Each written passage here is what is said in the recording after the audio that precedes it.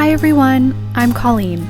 Welcome back to my channel, Colleen Medley Makes, where I share videos about DIYs, home decor, and car-free living. Today's video is a little bit different, but I'm going to take you along on a car-free weekend in San Diego. My fiance and I live in the South Bay of Los Angeles, and a few weeks ago, we took a long weekend trip down to San Diego.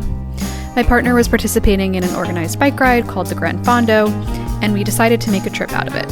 We don't own a car, and instead of renting one for this trip, we opted to go car-free. On Friday afternoon, we took the Amtrak train from Fullerton to downtown San Diego, and it took about 2 hours. The train hugs the coast, so for most of the ride, we got to experience beautiful ocean views. I've taken this train route many times and would highly recommend it.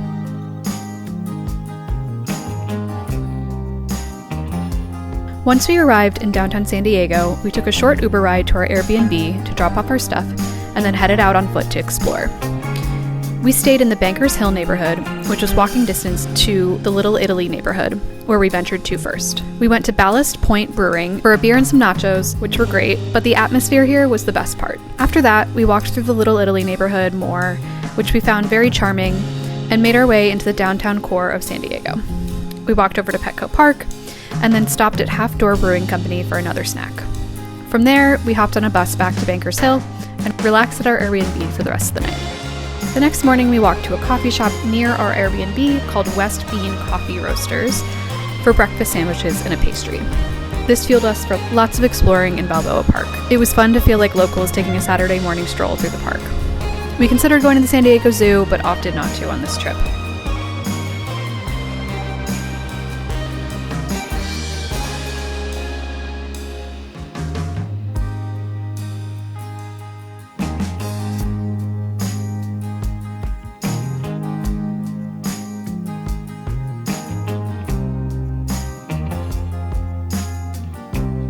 We explored a bunch and then picked up sandwiches at the Marketplace Deli and ate them in the park. From there, we took the bus back downtown to pick up the welcome packet for my fiance's bike ride, which was taking place the next day. We found the public transit very easy to navigate, especially because we could tap to pay the fare with our phones without having to download an app or get a special transit card.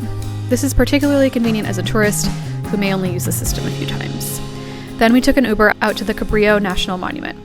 This is a little bit of a trek and somewhere we couldn't easily get by public transit, unfortunately, but it was totally worth it. The views were absolutely incredible. We could see all of San Diego and all the way to the Mexico border. We didn't have any issues with our Uber driver dropping us off at the entrance, and we were given some helpful tips about areas without cell service to avoid for pickup and to also allow for some extra time for your driver to arrive when you're getting picked up, since the park is a bit far removed. But we had a super smooth experience and would definitely recommend going, even in an Uber. After spending time exploring the national park, we took an Uber to Old Town San Diego. This was a very lively area, and we enjoyed walking around the shops and listening to the live music, and we also couldn't resist a carnitas taco snack.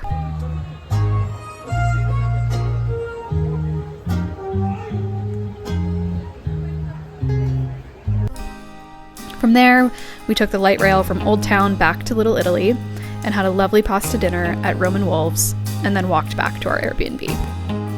On Sunday, my fiance rode 100 miles in the Gran Fondo, so I spent the day exploring on my own. I started the day with a delicious breakfast burrito at Ocho Mexican, and then walked along Balboa Park and up to the Spruce Street suspension bridge.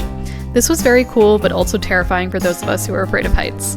The only way I got across was by not looking down. I then really enjoyed strolling through the residential parts of this neighborhood as I made my way to Hillcrest. One of my favorite things to do when I travel is explore residential neighborhoods.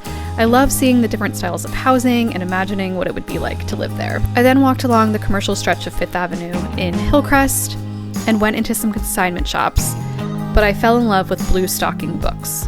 I spent a while in there and couldn't resist taking a couple of books home with me. Then walked back through Balboa Park and stopped into Pure Project for a mini beer and to read on their outdoor patio. With all this walking, I worked up an appetite, so I went over to North Park Beer Company for a pulled pork sandwich and some more reading. Can I just say, if you're looking for a lovely solo day, I highly recommend bringing a book to a brewery. It's really nice to be out in the world among people, but also in your own world reading your book, while slowly sipping a beer.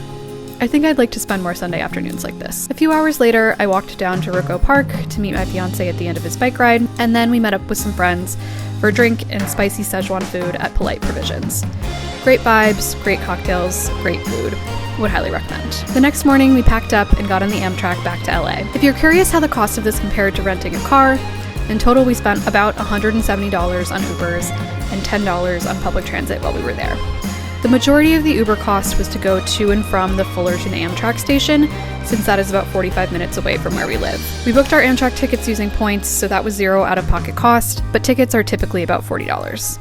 I quickly priced out a rental car, and it looks like it would be around $220, but that doesn't include gas or parking. Since we got our Amtrak tickets on points, we did save some money, but even if we paid for those, we probably would be about break even with the cost of a rental car. To not have to deal with the hassle of driving or parking and spend about the same or less than getting a rental car, I think that's a pretty good trade-off. Plus, it's a fun adventure to try out public transit in other cities. I hope this inspired you to try a car-free trip in the future. Subscribe for more on car-free living and other DIY and home decor projects. Thanks for watching!